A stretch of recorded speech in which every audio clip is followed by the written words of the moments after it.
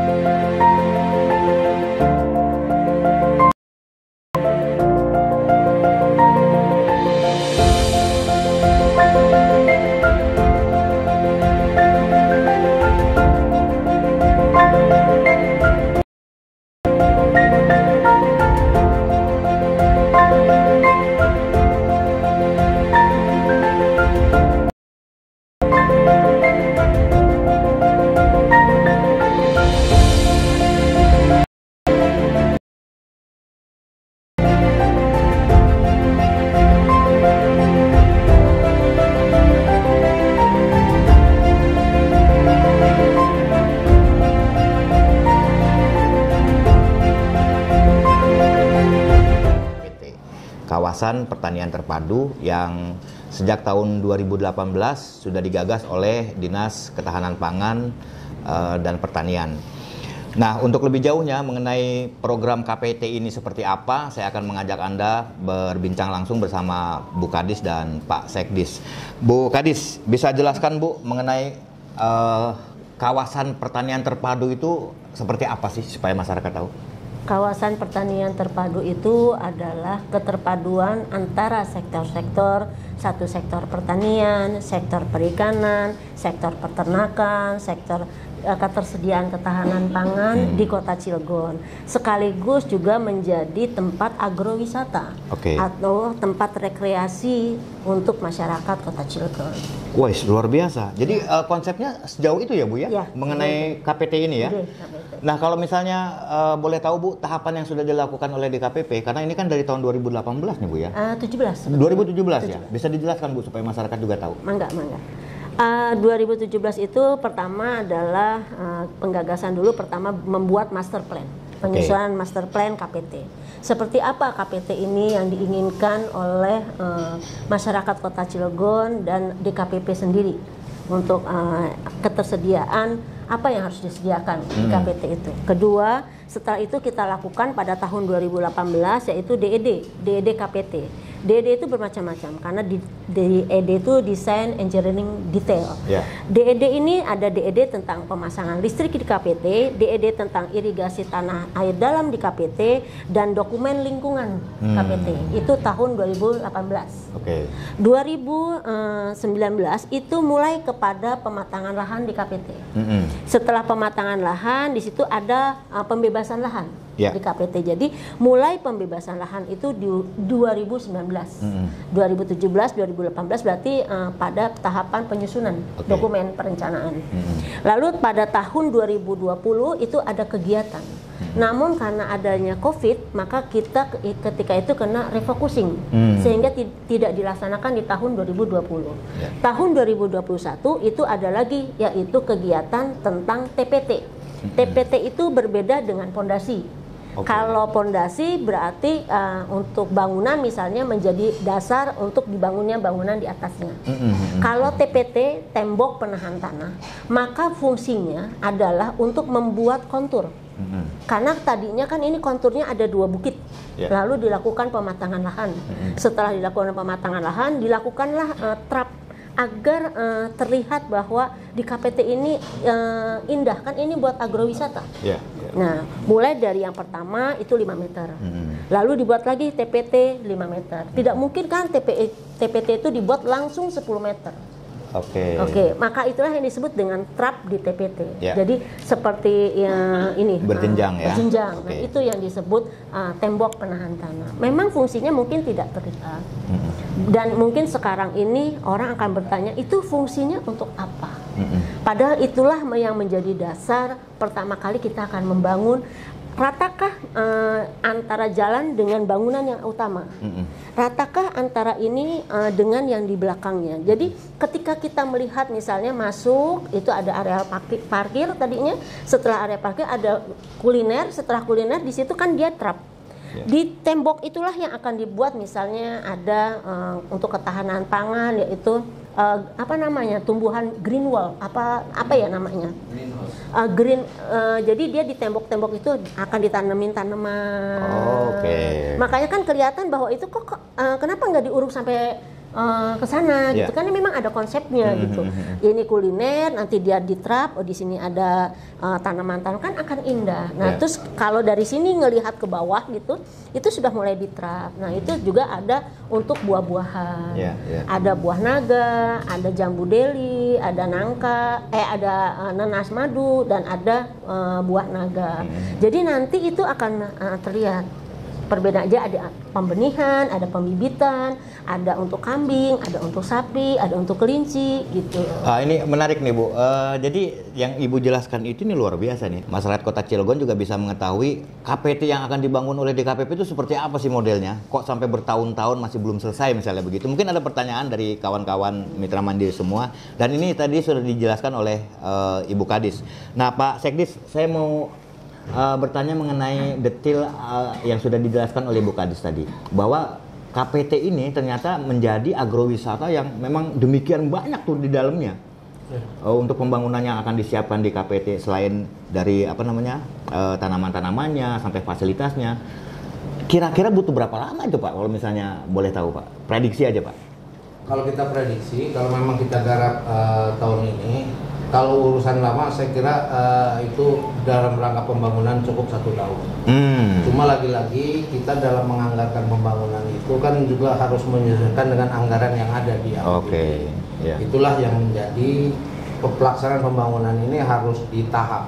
Maka dari itu tadi sudah disampaikan tahap penanganan masalah tanah itu sejak 2017 sampai dengan 2020 harusnya sudah ada penanaman karena adanya COVID yang sehingga tertunda, yang sehingga 2021 ini baru kemarin akan dianggarkan nanti untuk pembangunan yang untuk listrik sama air.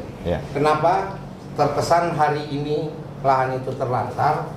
Karena memang itu lahan itu lahan tanda hujan Pak. Oleh karena itu yang namanya tanda hujan, musim hujan itu kalau di Cilegon rata-rata diawali mulai dari September, Oktober, November, Desember. Maka yang rencana ditanam juga sesuai dengan kondisi musim hujan seperti jagung dan sebagainya, agar pas ketika masuk ke 90 hari itu sudah panen. Nah pasca panen sampai dengan menunggu musim hujan, pasti orang melihat tanah itu terlantar. Padahal kondisinya saja karena terlantar itu karena kondisinya bukan musim hujan. Saya kira itu. Kalau misalnya untuk program penanamannya sendiri, ini kan kalau misalnya tadi dipaparkan sama Bu Kadis itu kan sekarang kita udah masuk ke TPT ya Pak ya? Udah pembangunan TPT. Dan itu pasti membutuhkan waktu sebelum masuk ke penanaman ya Pak? Kalau misalnya itu. Nah butuh berapa lama tuh Pak, kalau misalnya boleh tahu mengenai pembangunan TPT sampai ke jenjang penanaman seperti yang tadi Bapak jelasin? Gini. Sebetulnya kalau TPT sebetulnya itu sudah selesai. Cuma untuk meningkatkan ke penanaman, tentunya kami harus ada listrik dan air. Listrik dan air. Listrik dan air dulu nih. Makanya itu tidak bisa saya membatasi waktu berapa bulan atau berapa tahun. Tergantung pengadaan sekarang yang akan dilaksanakan ini bisa terlaksana di tahun ini enggak listrik sama airnya, agar lahan itu tidak menjadi lebih produktif, lebih meningkat produksinya karena tidak lagi menjadi lahan tanda hujan. Bu Kadis, ini mungkin Mitra Mandiri juga makin penasaran nih dengan apa yang kita bicarakan mengenai KPT dan tiba-tiba kita muncul agrowisata dari target semua yang pembangunan ini. Bu, kalau misalnya boleh tahu nih Bu, kalau misalnya tahapan-tahapan yang sudah dilakukan sekarang ini, tahapan apa lagi yang kira-kira harus ditempuh oleh DKPP supaya dalam jangka waktu dekat masyarakat bisa melihat bahwa KPT itu memang seperti ini loh, gitu. Gini, kalau sebuah kawasan pertanian terpadu itu kan pasti butuh listrik dan air dulu. Ya. Karena pertanian itu mustahil kalau tidak ada air. Pasti. Gitu. Semuanya. Dan listrik nanti masuk di tahun 2023, listrik dan air. Pada tahap sekarang yang di perubahan adalah review DED untuk kebutuhan listrik di KPT. Berapakah untuk tahap demi tahapnya? Karena kan ini bangunannya cukup banyak. Yeah. Yang masuk misalnya di sini area parkir, masuk lagi ini area kuliner, masuk lagi ke sini tiketing, masuk ke sini adalah aula serbaguna. Itu bisa digunakan misalnya untuk pernikahan dan lain-lain. Masuk lagi ke area yang di atasnya itu dia ada danau tadinya. Yeah. Jadi ada seperti danau. Masuk lagi ke sini adalah pertanian. Masuk lagi yang ke dalam adalah peternakan. Masuk lagi yang ke sana itu ada BPP, Balai Penyuluh Pertanian, gitu. Ini memang tahapnya cukup banyak dan membutuhkan dana cukup banyak juga. Jadi untuk sekarang supaya kita bertahap dan melihat kepada pembangunan ini tidak terbengkalai lah istilahnya gitu. Ya kita bangun dulu di perubahan ini adalah penanaman pohon seperti begini. Nanti setelah review DED listrik, review DED pemasangan air, kan air itu harus ada geolistriknya. Itu sudah tercapai, kita masukkan pertama kali adalah tangki air dulu. Yeah. Kan ini masyarakat perlu digunakan ya, misalnya masyarakat boleh menggunakan itu. Ini juga jadi pemberitahuan. Bisa menggunakan lahan KPT, ajukan ke kita dan itu dikenakan sewa. Jadi ada pemasukan nih untuk pemerintah Kota Cilegon gitu. Ya ada sewa. Siapa saja yang mau sebelum ini dilakukan pembangunan selanjutnya. Kan tidak mungkin itu setelah dipagar kita tidak apa-apakan. Sebentar Bu, ini masyarakat juga boleh menyewa di KPT ini? Di KPT ini selama belum digunakan untuk agrowisata. Kan agrowisata itu tidak murni harus ada tanaman, tapi kan harus ada penunjangnya, sarana penunjang. Nah, selama sarana penunjangnya itu belum dibangun, bisa masyarakat. Kemarin kita sudah koordinasi seperti itu. Gitu. Ya. Apakah nanti setelah KPT ini jadi, apakah masyarakat juga masih punya kesempatan untuk menyewa lahan itu? Selama itu belum digunakan oleh pemerintah untuk agrowisata secara utuh, silakan menyewa di KPT. Nah, ini Mitra Mandiri menarik apa yang disampaikan sama Bu Kadis. Jadi kalau misalnya Mitra Mandiri tertarik dengan pertanian atau mau mengembangkan sebuah tanaman apa gitu yang kira-kira menarik untuk di Kota Cilegon dan bisa tumbuh dan berkembang, silakan bisa hubungin ke Bu Kadis atau ke Pak Sekdis langsung ya untuk mengenai hal ini. Dan ke Kepala UPT KPT boleh.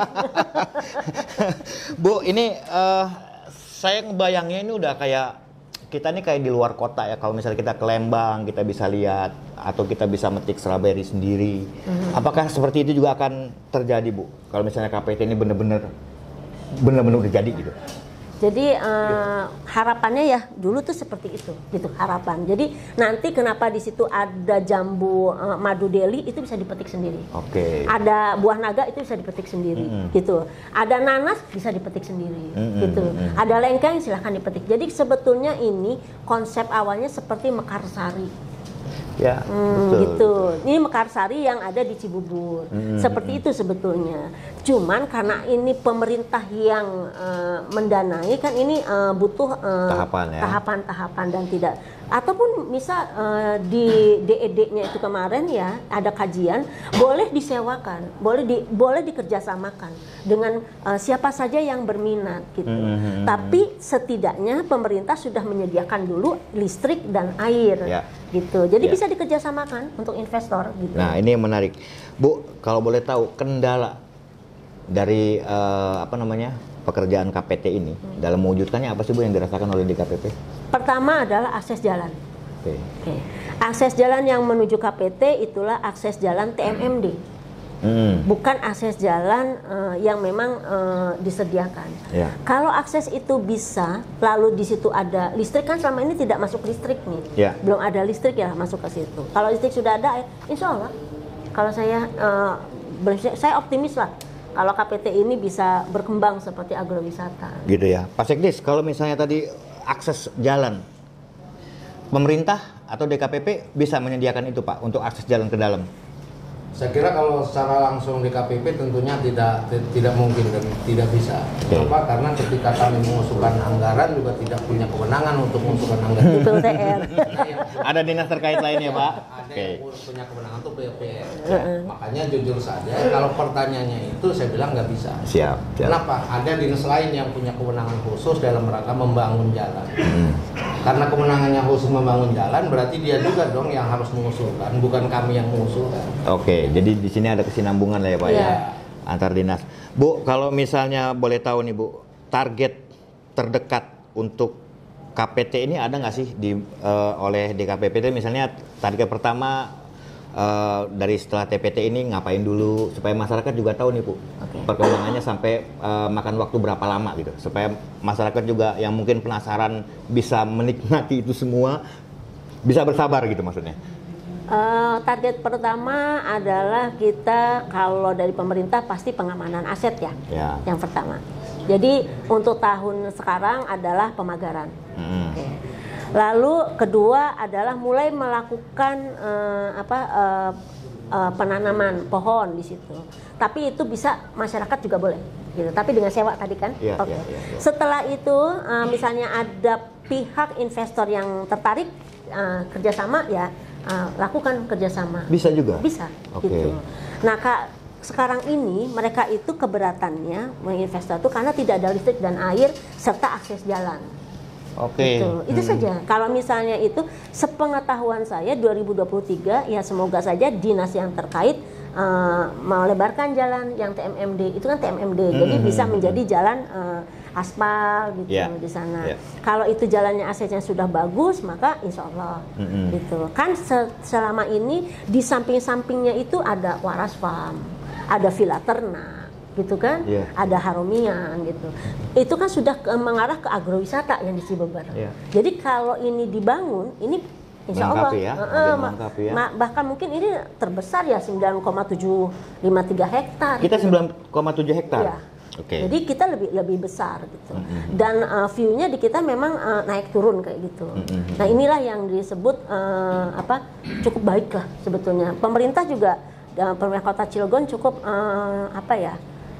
memperhatikanlah kebutuhan masyarakat akan agrowisata. Itu Pak Sekdis, KPT ini mungkin pertanyaannya sama dengan yang tadi saya sampaikan ke Bu Kadis. Menurut estimasi dari Pak Sekdis sendiri, untuk KPT ini bisa terwujud supaya masyarakat bisa menikmati untuk sementara misalnya, kira-kira membutuhkan apa dan berapa lama Pak? Saya kira itu kalau menganggarkan dari pemerintahan itu kebetulan anggarannya ada, saya kira di 2 kali anggaran juga akan selesai. Dalam 2 tahun ya? Iya, 2 tahun, 2023, 2024. 2025 masyarakat sudah bisa menikmati dari apa yang kami bangun di KPT. Ini menarik Mitra Mandiri, mimpi yang mungkin banyak warga Cilegon yang pengen punya seperti Mekarsari di Kota Cilegon ini bisa terwujud dengan program KPT yang diselenggarakan oleh DKPP sebetulnya. Tinggal kita harus bersabar diri karena memang ternyata nggak mudah juga ya Bu. Tidak mudah. Dari 2017 melalui DED ini segala macam dan memang harus bertahap disesuaikan dengan penganggaran ya, anggaran ya. Bu, target ya dari DKPP sendiri Bu, sebetulnya apa yang mau dikejar dengan diwujudkannya KPT ini di Cilegon? Pertama masyarakat merasa kan Banten ini kota yang tingkat kebahagiaannya kecil gitu. Jadi kecil.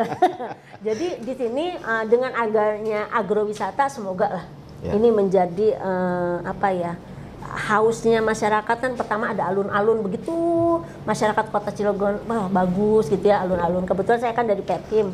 Nah kalau yang di KPT ini juga mungkin masyarakat ini butuh loh hiburan, butuh loh daripada dia jauh-jauh ya sudah di KPT saja. Gitu. Betul.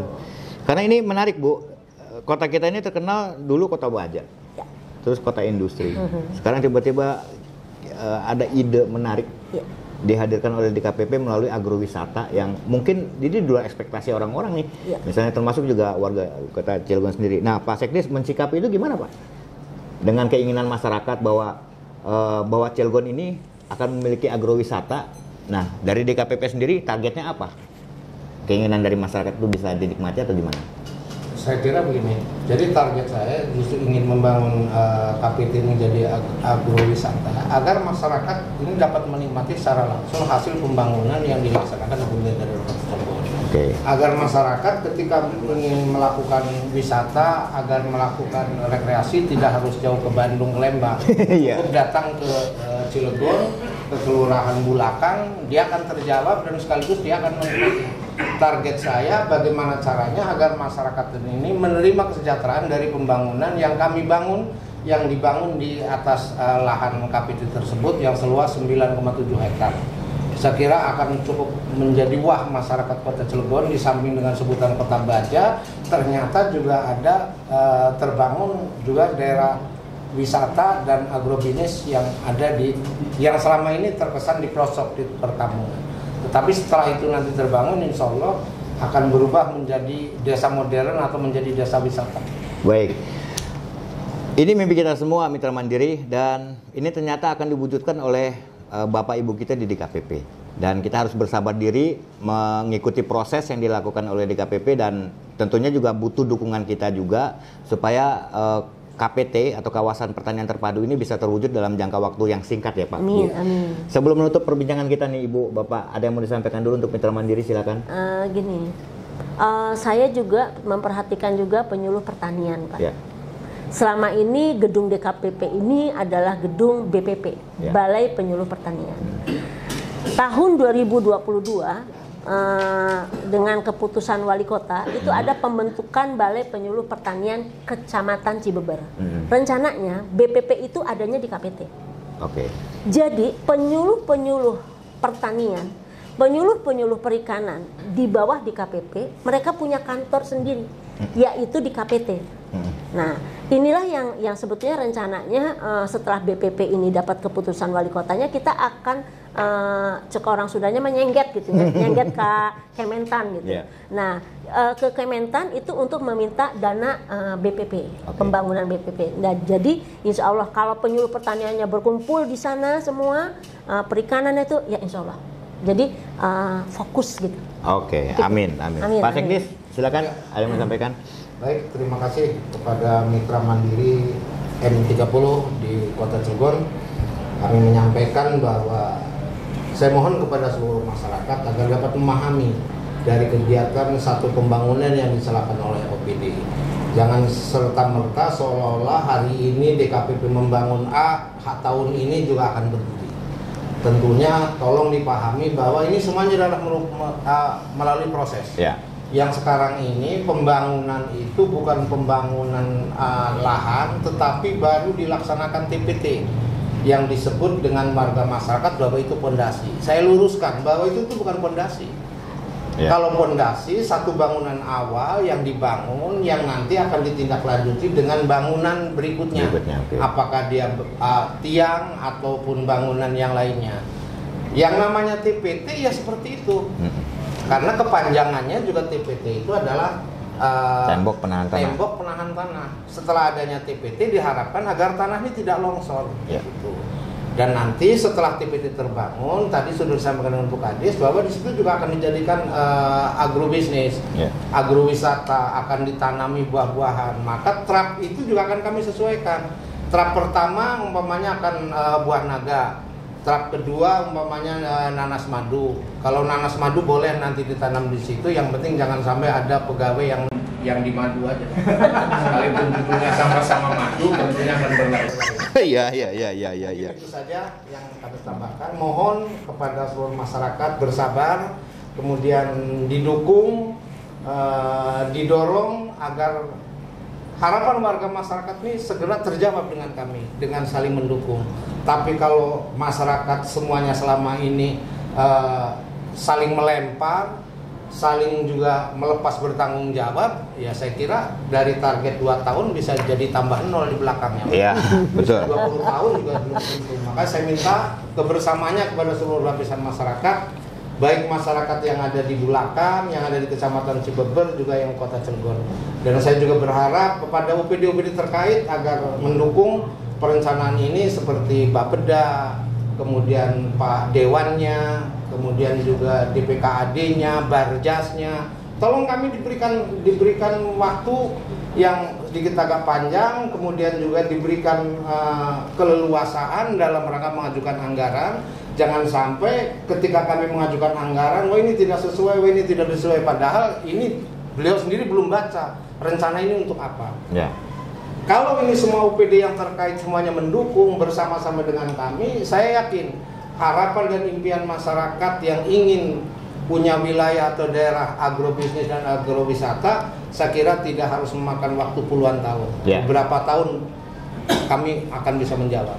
Amin. Amin. Terima kasih. Terima kasih Bu Kadis, Pak Sekdis, Mitra Mandiri. Demikian dulu M30 bersama Dinas Ketahanan Pangan dan Pertanian, dan tunggu wujud dari KPT yang sudah disampaikan oleh Bu Kadis dan Bu Sekdis, dan kita berharap ini bisa terwujud dalam jangka waktu dekat. Dan tentunya ini butuh dukungan dan kesabaran dari kita semua sebagai warga Kota Cilegon, sehingga agrowisata yang kita impikan ini bisa terwujud. Demikian ya Bu, Pak. Ya. Terima kasih. Kami tutup dengan billahi taufik wal hidayah. Wassalamualaikum warahmatullahi wabarakatuh. Sampai jumpa.